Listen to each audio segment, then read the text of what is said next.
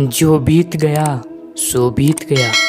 यदि हमसे कोई गलत कार्य हो जाता है तो सिर्फ उसी की चिंता में नहीं उलझना चाहिए, बल्कि वर्तमान को सुधार कर अपने भविष्य को संवारना चाहिए।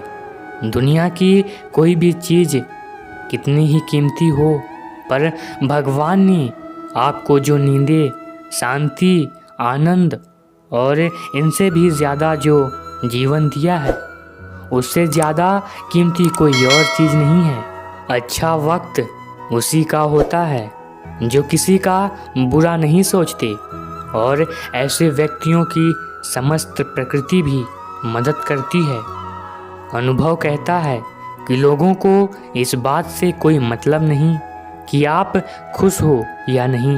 उन्हें फ़र्क इस बात से पड़ता है आप उन्हें खुश रखते हैं या नहीं। सिर्फ दिखावे के लिए अच्छा मत बनो। परमात्मा तुम्हें बाहर से नहीं बल्कि अंदर से जानता है। अगर आप बहुत बुरे वक्त से गुजर रहे हैं तो चलते रहिए, रुकिए मत। एक दिन बुरा वक्त भी जरूर गुजर जाएगा। एक बार राधा ने श्री कृष्ण से पूछा, माधव, प्यार का असली मतलब क्या होता है? तो श्री कृष्ण ने हंसकर कहा, राधे, जहाँ मतलब होता है वहाँ प्यार ही कहाँ होता है। किसी के बुरे वक्त पर हंसने की गलती कभी मत करना। ये बुरा वक्त है, चेहरे जरूर याद रखता है। एक बार एक इंसान बहुत दुखी था। वो अपने ज़िंदगी में कुछ समय से बहुत सारी मुसीबतों से जूझ रहा था। वो हमेशा सोचता था कि मैं अपनी ज़िंदगी के लिए, अपनी बीवी बच्चों के लिए कुछ नहीं कर पा रहा हूँ। इसके साथ साथ मैंने खुद के लिए भी ज़िंदगी में कुछ नहीं किया है। मैं ऐसी ज़िंदगी क्यों जी रहा हूँ? कभी कभी लगता है ज़िंदगी और इन सारी मुसीबतों को एक साथ ख़त्म कर दूँ। यह इंसान हमेशा बस इसी तरह सोचता रहता था। एक दिन वो नज़दीक के एक बहुत ही बड़े तपस्वी के पास चला जाता है। वो घने जंगल में बैठे तपस्वी को वो अपनी सारी हकीकत बता देता है और कहता है, तपस्वी जी, आप तो इतनी साधना करते हो, अपनी तपस्या से आप इस वास्तविक ज़िंदगी के हर हिस्से से ज्ञात हो। क्या आप मुझे मेरे बुरे वक्त से निकालने का कुछ रास्ता बता सकते हो? मैं 2 वक्त की रोटी कमाने के लिए और एक छोटा सा संसार चलाने के लिए भी नाकामयाब हूँ। मैंने ज़्यादा पढ़ाई लिखाई भी नहीं की। मैं एक साधारण सा इंसान हूँ। मुझे कुछ भी करके इस बुरे वक्त से बाहर निकलना है। तपस्वी जी, मुझे ऐसा आसान सा मार्ग बताओ जिसकी वजह से मैं सुकून और खुशी की ज़िंदगी जीने लगूं। क्योंकि आप बहुत गहरी ज्ञान की बातें बताओगे तो मैं उसे आत्मसात नहीं कर पाऊंगा। तपस्वी कहते हैं कि ठीक है, मैं तुम्हें एक काम बताऊंगा। वो काम तुम्हें 7 दिन तक करना होगा। सामने वाली नदी के उस पार एक छोटा सा मंदिर है, लेकिन उस मंदिर के अगल बगल के पेड़ बहुत सारे पंछियों के घोंसले हैं।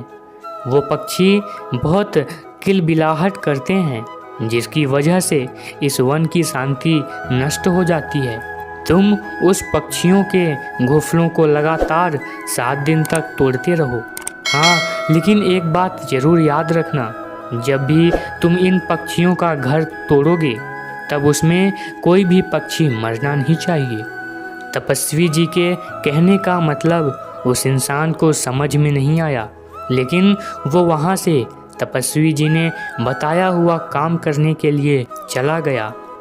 इस इंसान को बिल्कुल समझ में नहीं आ रहा था कि आखिर में इतने बड़े तपस्वी जी ने उनको इन सारे पक्षियों का घर तुड़वाने के पाप का काम हाथ में कैसे दे दिया। जब ये इंसान नदी के उस पार पहुंचता है तब बहुत ही प्रसन्न वातावरण में उसे पक्षियों के बहुत सारे घोंसले दिखाई देते हैं। वो इन सारे पक्षियों को देखकर सोचता है, अरे ये पक्षी तो कितनी सारी मेहनत के साथ कण-कण इकट्ठा करके अपना घोंसला बना रहे हैं, अपने परिवार को चला रहे हैं और मैं इनका घर तोड़ने जा रहा हूँ। लेकिन फिर उसने तपस्वी जी की बात याद करके इन सारे घोंसलों को तोड़ना शुरू किया। देखते ही देखते सारे पक्षी घबरा गए और वो अगल बगल में दूसरे पेड़ पर जा बैठे और सुरक्षित जगह ढूंढने के लिए किलबिलाहट करने लगे। देखते ही देखते पक्षियों का बड़ा घोंसला टूट गया। ये इंसान उन सारे घोंसलों को छोड़कर अपने घर लौटने निकला। इस इंसान का मन बहुत दुखी था, वो बहुत उदास नज़र आ रहा था। रात में लेटे लेटे वो सोचने लगा कि मैंने इन पक्षियों का घोंसला तोड़ दिया, आज उनका पूरा घर टूट गया। जो काम तपस्वी जी ने बताया था वो काम तो मैं पूरा कर चुका हूँ, पर अभी वापस जाने से क्या फ़ायदा होगा। दूसरे दिन सुबह ये इंसान फिर एक बार इन पक्षियों के घोंसले तोड़ने के लिए नदी पार करके चला गया।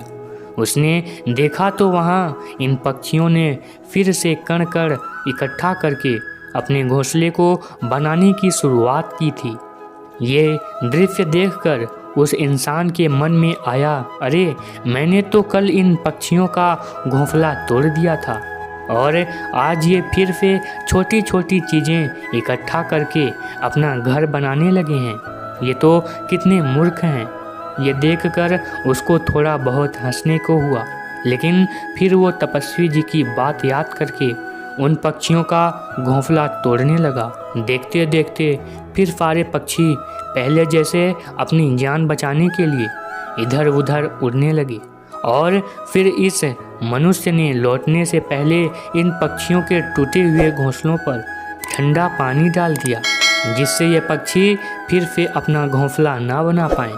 वो फिर से अपनी घर लौट गया और रात बिस्तर में लेटे लेटे सोचने लगा, तपस्वी जी के कहने पर मैंने तो इन पक्षियों का घर दोबारा तोड़ दिया। ये तो बहुत गलत काम है। क्या सच में ये तपस्वी जी ही है ना, या फिर ये कोई गलत इंसान है जिसे सिद्धि ना प्राप्त हुई हो और मुझे बेवकूफ़ बना रहे हों। जाने दो, मैं पहले उनके द्वारा बताया काम पूरा करता हूँ और उसके बाद देखता हूँ, सब कुछ पता चल जाएगा। तीसरे दिन सुबह सुबह ये इंसान उठकर नदी पार करके उन पक्षियों के घोंसलों की ओर चला जाता है और देखता है तो वहाँ पर उस इंसान को कोई घोंसला नज़र नहीं आता और ना ही पक्षी नज़र आते हैं। वह सोचता है कि अभी तो ये पक्षी यहाँ से चले गए हैं, तो अभी मेरे वापस इसी जगह आने का क्या फ़ायदा। मैं तो अभी उन तपस्वी के पास चला जाऊंगा और उनको बताऊंगा। ये इंसान सिर्फ मुड़कर नदी पार करके तपस्वी जी के ओर जाने निकलता है, तभी उसको वहाँ पर एक नया और बड़ा घोंसला देखने मिलता है जो इन्हीं पक्षियों ने बनाया हुआ होता है। यानी ये पक्षी अपने नए घोंसले को बनाकर वहाँ पर वास कर रहे थे। ये देखकर ये इंसान सोचता है कि शायद तपस्वी जी को पता था कि ये पक्षी अपना एक घोंसला बदलकर दूसरी जगह नया घोंसला बनाकर रहने लगते हैं, इसीलिए ही उन्होंने मुझे इन पक्षियों का घोंसला तोड़ने के लिए कहा था।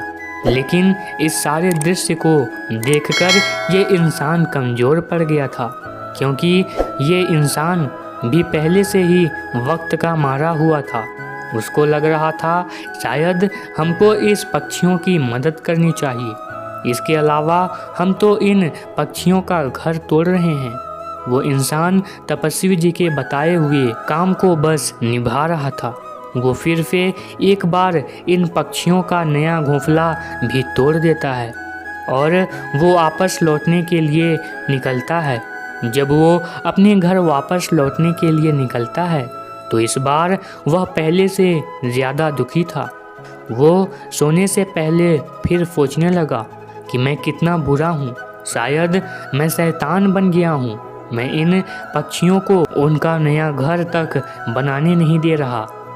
वो चौथे दिन फिर से नदी पार करके इन्हीं पक्षियों के नए घोंसले की ओर चला गया। और फिर देखा तो क्या, इन पक्षियों ने दूसरी जगह अपना और एक घोंसला बना लिया और वो पहले से ज़्यादा ऊर्जा के साथ काम कर रहे थे। ये देखकर इस इंसान को लगा कि ये पक्षी मेरे से कितने छोटे हैं, तो भी ये हार नहीं मान रहे। मैंने कितनी बार इनका घोंसला तहस नहस कर दिया, तो भी ये फिर से उभरने की कोशिश कर रहे हैं। ये देखकर तपस्वी के कहने पर वो फिर से एक बार पक्षियों के बनाए नए घोंसले को भी तोड़ दिया। और जब वो अपने अहंकार से बाहर आया तब पता चला कि उसके हाथ से कुछ पक्षियों की मौत हो गई है। इस बार ये सारा दृश्य देखकर ये इंसान रोते रोते अपने घर वापस लौट गया और फिर वो सोने से पहले सोचने लगा कि मैं इन पक्षियों का बहुत ज़्यादा अत्याचार कर रहा हूँ। इससे ज़्यादा अत्याचार अभी मैं और नहीं कर पाऊँगा। 5वें दिन वह सुबह उठकर उन पक्षियों को खाना खिलाने के लिए घास लेकर पहुँच जाता है।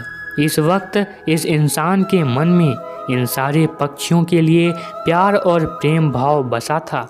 वो फिर एक बार नदी पार करके उन पक्षियों के घोंसलों की ओर चला गया।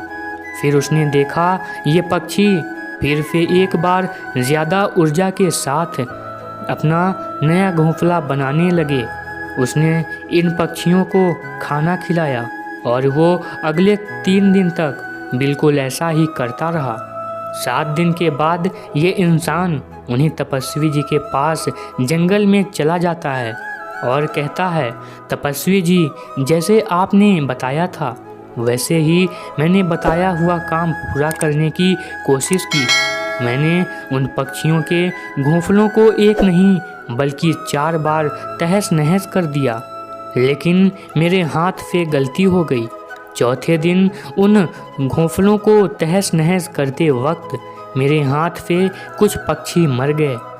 मैंने आपका काम पूरा नहीं किया और मुझे पता है कि आप मुझे वो तरीके भी नहीं बताओगे जो मुझे मेरे बुरे वक्त से बाहर निकाल सके। लेकिन मुझे नहीं लगता तपस्वी जी कि मैंने कुछ गलत किया, तो चलो मैं मेरे घर वापस चला जाता हूँ। मुझे वापस जाने की आज्ञा दो। ये बात सुनकर तपस्वी जी मुस्कुराते हैं और कहते हैं, अरे इंसान, तुझे घर जाने की इतनी जल्दी क्या है?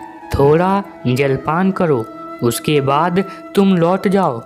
तपस्वी जी इस युवक इंसान के हाथ में पानी का लोटा दे देते हैं। ये इंसान जलपान कर लेता है और उसके बाद तपस्वी जी इस इंसान से पूछते हैं कि अरे बेटा, तुम उन पक्षियों का घोंसला क्यों तबाह नहीं कर पाए?